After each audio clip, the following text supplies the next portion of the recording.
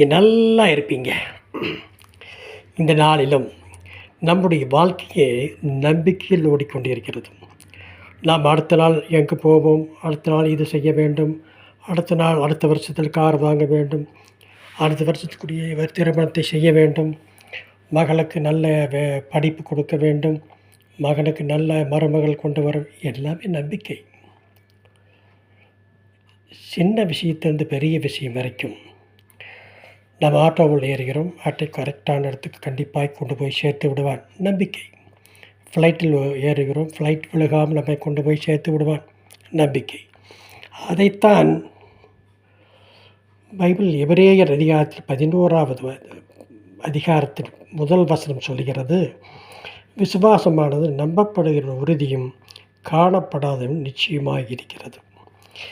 நாம் நம்பி விசுவாசித்தால் எல்லாம் நல்லபடியாக நடக்கும் என்பதுதான் அதன் பொருள். நாம் எத்தனை பேர் நம்பிக்கையில் வாழ்ந்து கொண்டிருக்கிறோம்? நாம் இத்தனை வயசு வரைக்கும் இருப்போம் என்பது, இருக்கலாம், இருப்போம் அப்படிங்கிற ஒரு நம்பிக்கை நமக்கு இருக்கிறது. சுவிட்சை போட்டால் லைட் எரியும், நம்பிக்கை, எல்லாமே நம்பிக்கை.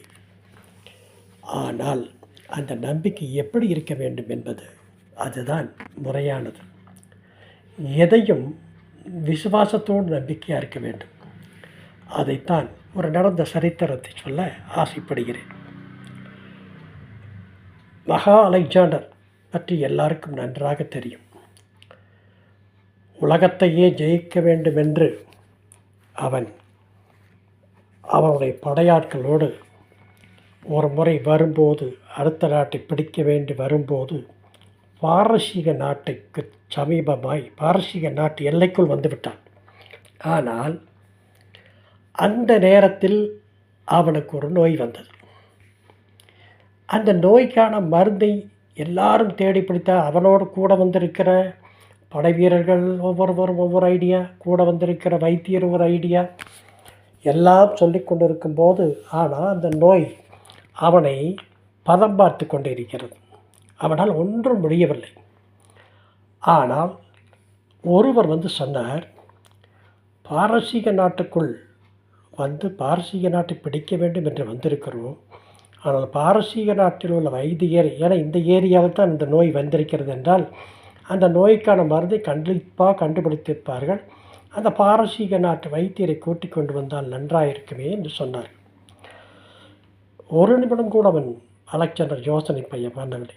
நாம் வந்திருப்பது பாரசீகத்தை பிடிக்க வேண்டும் என்று. ஆனால் அவனுடைய நாட்டிலேயே அவனுடைய வைத்தியரை கூட்டிக் கொண்டு வந்து நாம் மருந்து எடுத்தால் அது நடக்குமா, இல்லை நம்மை கொண்டு போடு விடுவார்களா என்று சந்தேகமே படாமல் கூட்டி வாருங்கள் என்று சொன்னான். கூட்டி வந்தார்கள். அவனும் பார்த்தான், இதுக்கு ஒரு மூலிகை செய்ய வேண்டும், 2 நாளில் வருகிறேன் என்று சொல்லி அதே போல் 2 நாளில் வந்தான். வந்து மூலிகையை கொடுத்தார். கொடுப்பதற்கு முன்பாக ஒரு கடிதம் அலெக்சாண்டர் கையில் வருகிறது. வந்திருப்பது பாரசீக நாட்டு மன்னருடைய வைத்தியன். அவன் மூலிகை மருந்தோடு விஷத்தையும் கலந்து வந்திருக்கிறான், குடிக்க வேண்டாம் என்று எச்சரிக்கை. ஆனால் அலெக்சாண்டர் என்ன செய்தார் தெரியுமா? ஒரே பேச்சு, கொடுங்கள், குடிக்கிறேன் என்று குடித்தார்.